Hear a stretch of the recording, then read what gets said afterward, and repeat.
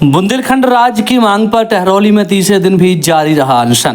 तहसील टहरौली मुख्यालय के सामने बुंदेलखंड राज्य और स्थानीय विकास की मांग को लेकर अनशन तीसरे दिन भी जारी रहा। वरिष्ठ पत्रकार बाबू सिंह यादव, सुरेंद्र प्रजापति, जाहिर यादव, शैलेंद्र यादव और लालू राम मेहरवार ने कहा है कि जब तक मांगे पूरी नहीं हो जाती अनशन जारी रहेगा। वहीं बाबू सिंह यादव ने कहा है कि जब तक बुंदेलखंड को अलग राज्य का दर्जा नहीं मिल जाता है तब तक क्षेत्र का विकास संभव नहीं है। सुरेंद्र प्रजापति ने टहरौली को अलग ब्लॉक का दर्जा देने की मांग की, जबकि जाहिर यादव ने कहा है कि टहरौली का कोई जनप्रतिनिधि नहीं होने से यहाँ की समस्याएं विधानसभा तक नहीं पहुँच पाती हैं। वहीं लालू राम यादव ने परीक्षा से हमीरपुर वाया टहरौली राट तक रेलवे लाइन शुरू करने की मांग की है। वहीं शैलू यादव ने कहा है कि टहरौली तहसील बने 30 साल हो चुके हैं, लेकिन अब तक नगर पंचायत का दर्जा नहीं मिल पाया है। अनशन स्थल पर सैकड़ों लोगों ने पहुंचकर समर्थन जताया। टहरौली से रिंकू परिहार की रिपोर्ट।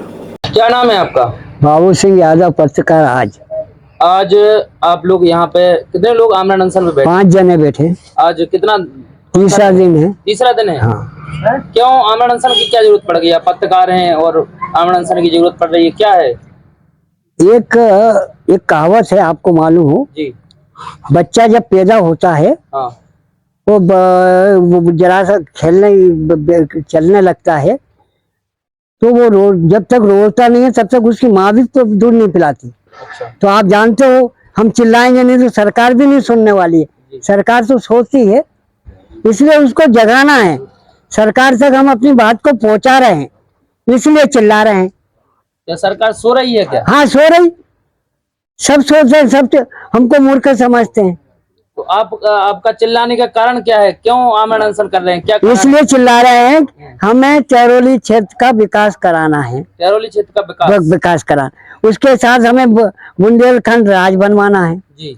जब बुंदेलखंड राज बन जाएगा तो हमारा खुद का मंत्रिमंडल होगा, और हमारा मंत्रिमंडल होगा और हमारा खुद का जिला होगा। इसके बाद हमारी विधानसभा होगी तो हम खुद विधायक बनेंगे, हमारे लोग बनेंगे, वो बनेंगे तो हमारी बात कहेंगे, हमारा इसके विकास हो जाएगा पूरा। एक बात यही है कि बुंदेलखंड राज्य की, तो इसके लिए तो जब उमा भारती जी झांसी से लोकसभा चुनाव लड़ी थी तो उस टाइम उन्होंने वादा किया था कि 3 साल में हम बुंदेलखंड राज्य बनवा देंगे। और इसके बाद उन्होंने यह भी कहा था कि अगर नहीं बनवा पाए तो हम यहाँ से चुनाव नहीं लड़ेंगे दोबारा। तो उन्होंने अपना एक वादा तो पूरा कर लिया कि उन्होंने यहाँ से चुनाव नहीं लड़ा। इस पर आपकी क्या प्रतिक्रिया है? बात यह है कि सत्ता में रहने वाले लोग गुमराह करते हैं सब। हमें यदि चुनाव जीतना है तो हम 1000 बात झूठी कहेंगे और आश्वासन इतने लंबे देंगे कि तुम आश्वासन से पेट भर देंगे, तुम्हारा काम बाद में नहीं करेंगे हम। ये उमा जी का था। उमा जी इतनी अक्षर वो होती, और यदि बुंदेलखंड की आत्मा की बात कहती तो वो मुख्यमंत्री पद से हटती नहीं। उनके काम न करने के कारण वो मुख्यमंत्री यहाँ से आई, उन्होंने कहा बुंदेलखंड बनवा देंगे, सब वोट दे दो। लोगों ने कहा ठीक है, बुंदेलखंड बन रहा है, दे दो। देने के बाद 3 साल बाद वे झांसी फिर आई नहीं। इसके बाद अभी देखो ना, अभी 3 महीने पहले उत्तर प्रदेश और मध्य प्रदेश के जो बुंदेलखंड में बनना है, उस बुंदेलखंड के सब विधायक, हमारे झांसी के 4 विधायक, हमारे झांसी के 4 बेकनाम MLC सांसद, सबने दीनदयाल सभागृह में बैठक करी। सर्किट हाउस में हुई थी। हाँ? सर्किट हाउस में। हाँ, सर्किट हाउस में हुई। जब सर्किट हाउस में हुई तो क्या था? जय जय बुंदेलखंड, जय जय बुंदेलखंड।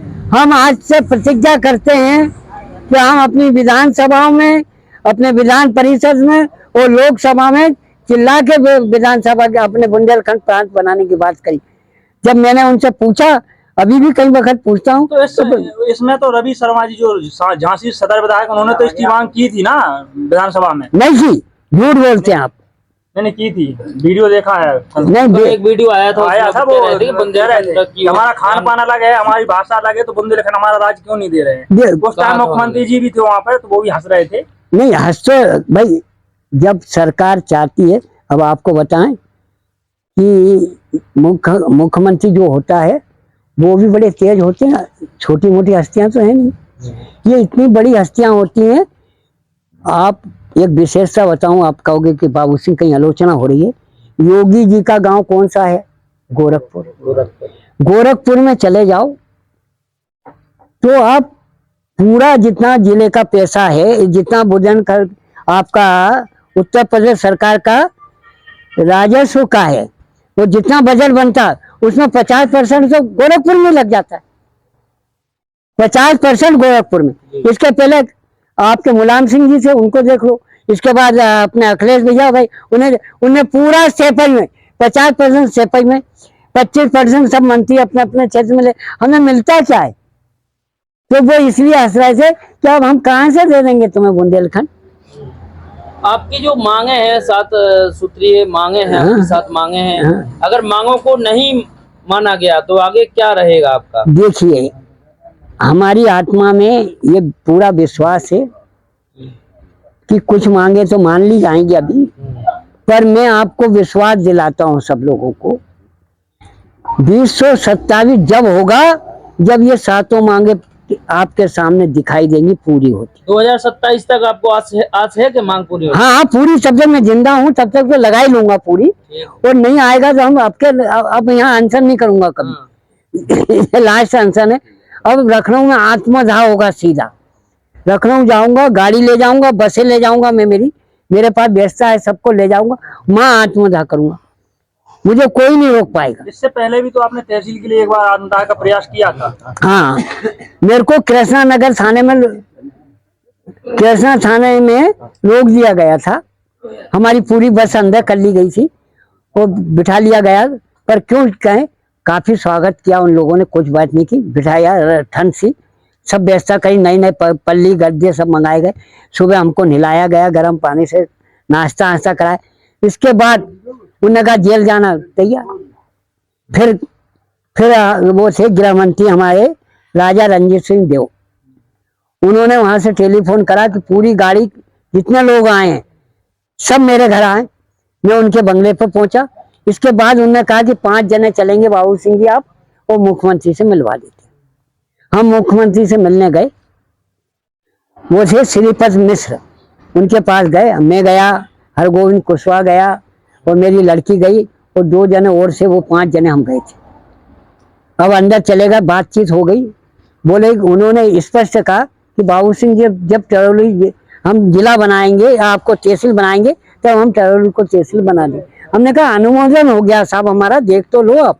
बोले वो बात नहीं, मैं बनाऊंगा तो बना दूंगा, आपको विश्वास दिला। आप अन्य मांगे लेके आए हो, उसमें हमारी 5-6 मांगे, उन्हें खड़े 5-6। उसके बाद उन्होंने कहा कि आपके साथ हाई स्कूल इंटर कितने लड़के आए हैं आपके? मैंने कहा 4। उन्होंने कहा कि चारों को, रणजीत सिंह देव से कहा, चारों को रख लीजिए आप अपने पास, तो कल इनको नौकरी लगा दें। तो आज भी वो सचिवालय में चपरासी हैं और क्लर्क हैं, खड़े लगाई थी। और फिर मेरी बच्ची, जब हम सब को, फिर मेरी बच्ची को उन्हें इनाम भी दिया काफी, तब मेरी बच्ची से पूछा, सुमन तुम्हारे पापा जेल चले गए, तो समझ लो तुम ये सब जेल चले गए, फिर तुम क्या कैसे आत्मदाह कर लोगी? तो हमारी बच्ची ने एक माचिस निकाल ली, वो माचिस का ऐसे सेक लगाएंगे और ऐसे जल जाएंगे। तब वहां पे हड़कंप मच गया और पूरा स्टाफ निलंबित हो गया, सिर्फ माचिस के पीछे। तो हम है ना संघर्ष करते हैं, संघर्ष के साथ उस 25 आदमी जा रहे थे, पुलिस अफसर 25 जा रहे। फिर हम जब राजा रणजीत सिंह देव आए, उन्हें कि बाबू सिंह 25 चले गए, क्या कर रहे हो? आंदोलन करने आए, 25 को मार के जा रहे थे। फिर हमारी सुमन बोली, हम जा रहे, हमें अंदर ले चलो। तो वो रोती हुई पहुंची, उन्हें चाचा, उन्हें कहा है बेटी, लेकिन साहब तुमने ठीक है, हमें कुछ तो दो नहीं है, आपने मुझे कुछ भी नहीं दिया, इसके बाद भी आपने मेरे 25 चाचाओं का पेट काट दिया, मेरे परिवार का, वो आपने निलंबित का आदेश कर दिया। तो बोले नहीं बेटा, दादाजी आखिरी बात आपसे कहना चाहते, फिर है ना उन्होंने आशीर्वाद दिया और छोड़ दिया। विकास खंड 6वीं मांग है आपकी, जो विकास खंड कब तक आपको आशा है कि जब तक? देखो, विकास खंड तो कल मैं आपको बता दूंगा, बन गया, कागज है अपने पास पूरे, ये नहीं है कब बन गया, सिर्फ अब बिल्डिंग बनने में टाइम लगे, पर अपन कोशिश करेंगे। आप सब लोग पत्रकार हो, मेरे साथ चलना, अपन सब कोशिश करेंगे। मैं भी पत्रकार हूँ, इसलिए आप हमारी एक अपना संगठन है, इसके माध्यम से अपन चलेंगे और उनसे कहेंगे कि भाई अस्थायी बना दो। अस्थायी बन जाएगा तो अपना अगला चुनाव जो पंचवर्षीय पंचायत का हो रहा है वो अपने यहाँ होगा।